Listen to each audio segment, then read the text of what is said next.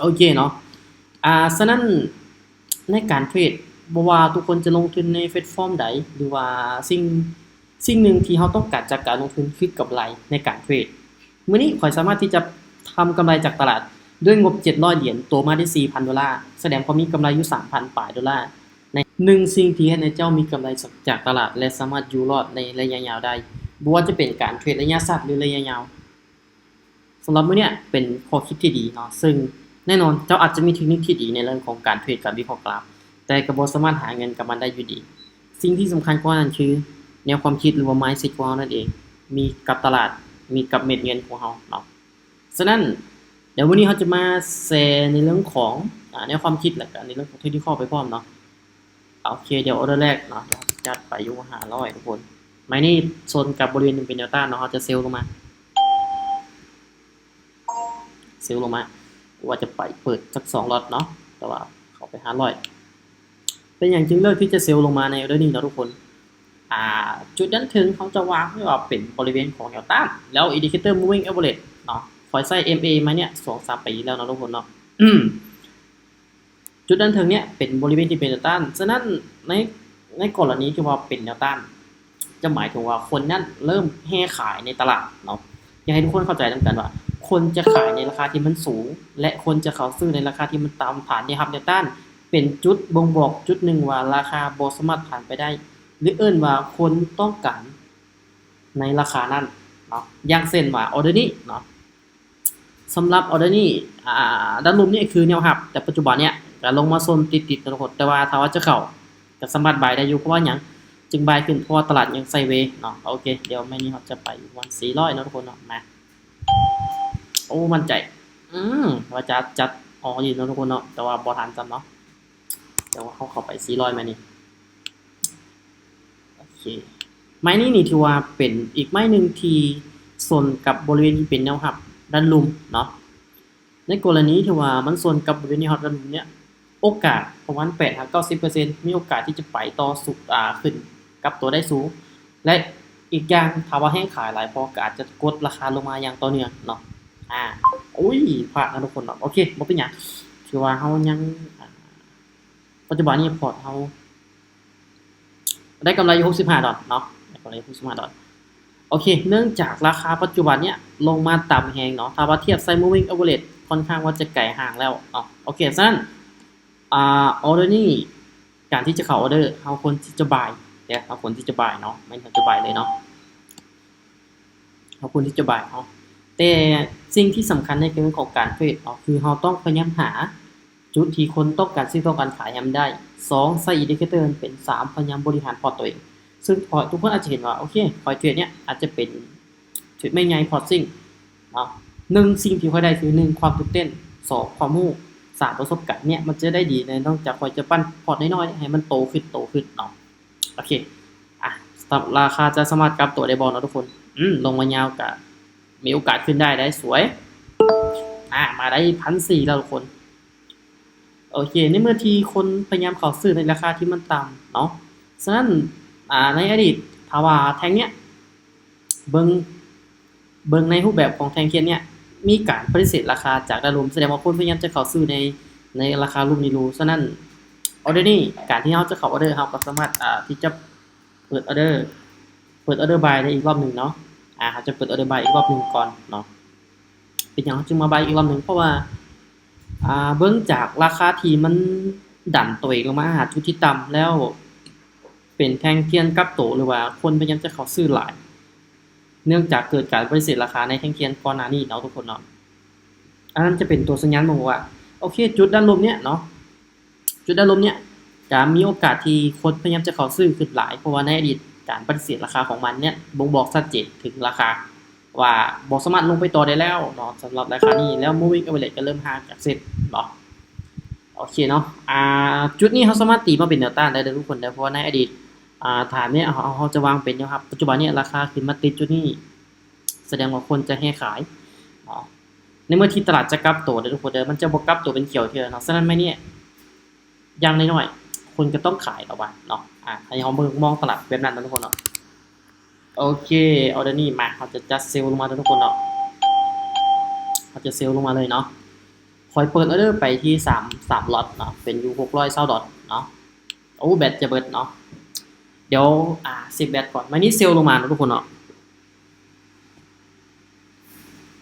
เดี๋ยวเบิ่งกันว่าจะ จบได้บ่เนาะอุ้ยแบตจะสิดับเนาะ2 มื้อแล้วเทรดไปได้ละแบตสิดับตลอดเนาะ มานี่เซลลงมาเนาะทุกคนเนาะคือขอเดวอลเลยมาในเมื่อที่ตลาดมันขึ้นไปแห้งเนาะแล้วขึ้นมาถึงจุดเนี้ยในอดีตบริเวณนี้เคยเป็นนะครับฉะนั้นปัจจุบันมันจะกลายมาเป็นแนวต้านทันทีตลาดจะบวกกับตัวเป็นเขียว4-5 แท่งหรือว่า10 แท่งประเดียวฉะนั้นจุดเนี้ยเคยพักตัวจุดเนี้ยเคยพักตัวเนาะปัจจุบันนี้ราคาลงมาทดสอบราคาเก่าแต่ว่า moving average เนี่ยให้ขายค่อนข้างว่าหลายได้ เดี๋ยวเบิ่งก่อนนะออเดอร์นี้โอเคเราจะลินเซลลงมาอีกรอบนึงนะทุกคนนะเพราะว่าข่อยอิงใส่ moving average เนี่ยตลาดยากที่จะกลับตัวเพราะว่าเซ็น indicator moving average เนี่ยยังซี่ลงมาด้านลมอยู่ฉะนั้นการที่ว่าโอเคเจ้าเป็นมือใหม่หรือว่ากำลังเรียนรู้เรื่องของการเทรด1ถ้าว่าเข้าใจในเรื่องของmoving average สิ่งที่เจ้าจะได้คือแนวโน้มของตลาดเนี่ยมาก่อนหมู่2จุดกลับตัวคือระยะห่างของแท่งเทียนกับเซ็ตเนาะ3ไซด์เวย์เฮาก็สามารถวิเคราะห์ได้หรือเฮาอาจจะเข้าง่ายๆแบบตามเซลล์ในโซนที่แท่งเทียนแดงเกิดอยู่ก้องหรือว่าตามบายในโซนแท่งเทียนเขียวมันเกิดอยู่เหนือเส้นอันนั้นจะเป็นจุดหนึ่งที่ในเจ้านั้นสามารถที่จะโตจากตลาดได้เนาะโอเคเนาะทุกคนราคาค่อนข้างมาลงมาต่ำแหงเนาะลงมาต่ำแล้วจุดอารมณ์คือแนวหักเนาะการปฏิเสธราคาครั้งนี้ตลาดอาจจะกลับโตเนาะโอเคเดี๋ยวไม้นี้เนาะเราจะจัดไปเลยเนาะทุกคนเนาะ บายเลยทุกคนเดี๋ยวบายเลยเนาะบายเลยไหมนี่บายเลยเป็นอย่างถ้าจึงมาบายในจุดเนี้ยเพราะว่าในอดีตแท่งเทียนแดงก้อนหนานี่เนาะที่มันลงมาแตะกับฐานแนวรับนี่เนาะในเมื่อที่ราคามันลงมาต่ำเขาจึงมองว่าในเมื่อที่ราคามันต่ำเขาจึงมองเห็นโอกาสว่าคนจะเข้าซื้อในบริเวณที่ราคามันต่ำเนาะในเมื่อที่ราคามันต่ำคนจะเข้าซื้อแล้วอีกอย่างฐานแนวรับเป็นตัวบ่งบอกหรือว่าจุดซี่ชัดเจนครับว่า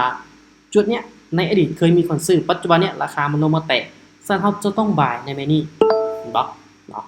อันนั้นจะเฮ็ดให้เรานั้นสามารถที่จะโตจากการลงทุนและสามารถจะมองตลาดออกว่าจะเทรดสั้นหรือเทรดยาวการที่เราเนี้ยสามารถที่จะหา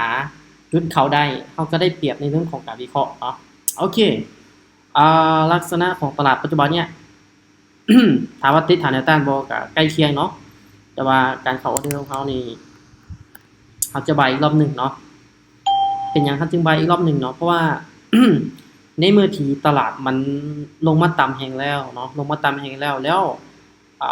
ราคากำลังจะกลับตัวซึ่งเขาจะเบิ่งเห็นว่าแหงซื้อเข้ามาบริเวณนี้ก็หลายแล้วเข้ามาอีกจุดนี้ตลาดพยายามจะผลักดันตัวเองนั่นขึ้นมาหาด้านเทิงเนาะหรืออาจจะเป็นจุดเนี้ยเดี๋ยวอาจจะเปลี่ยนจุดนี้เนาะทุกคนเดี๋ยวค่อยจะวางไว้ถ้าว่ามันจะขึ้นขอคิดว่ามีโอกาสที่จะขึ้นมาถึงจุดนี้เนาะเพราะว่าอย่างเนาะเพราะว่าคนพยายามจะเข้าซื้อในราคาทีมกับปัจจุบันเนี่ยราคามันลงมาต่ำเนาะเห็นบ่โอเคเนาะฉะนั้นในการเทรดบ่ว่าทุกคนจะลงทุนในแพลตฟอร์มใดหรือว่าสิ่งหนึ่งที่เราต้องการจากการลงทุนคือกำไรในการเทรดมื้อนี้ข่อยสามารถที่จะทำกำไรจากตลาดด้วยงบ$700โตมาได้$4,000แสดงความมีกำไรอยู่$3,000 ปลาย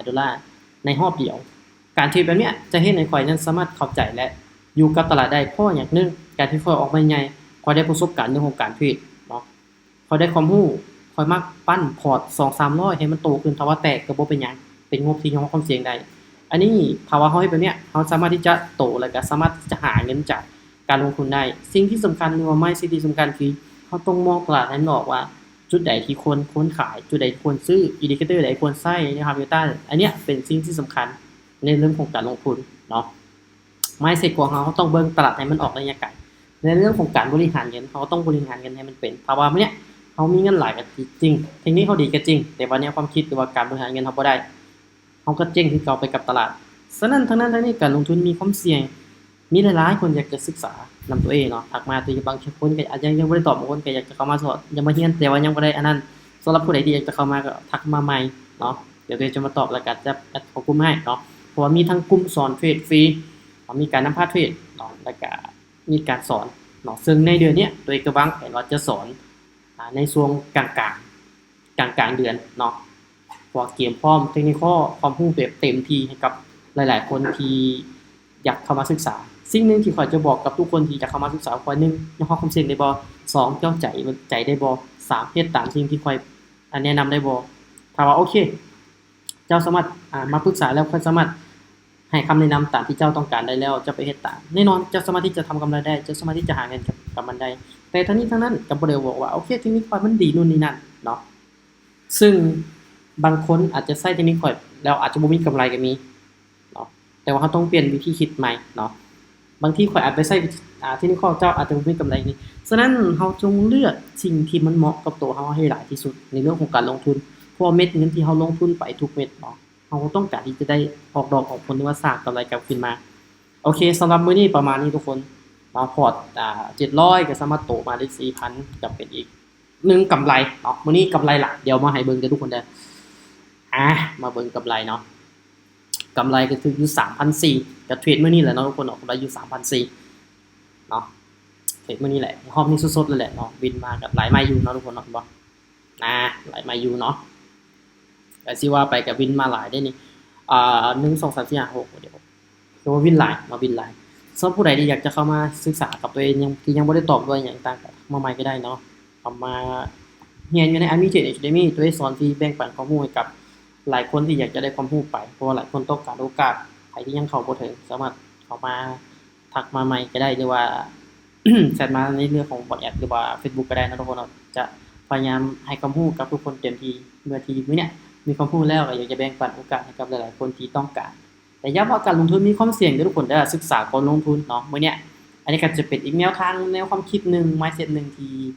มาแบ่งปันให้กับหลายๆคนที่ติดตามเนาะโอเคประมาณนี้สำหรับในรอบนี้เนาะทุกคนเนาะ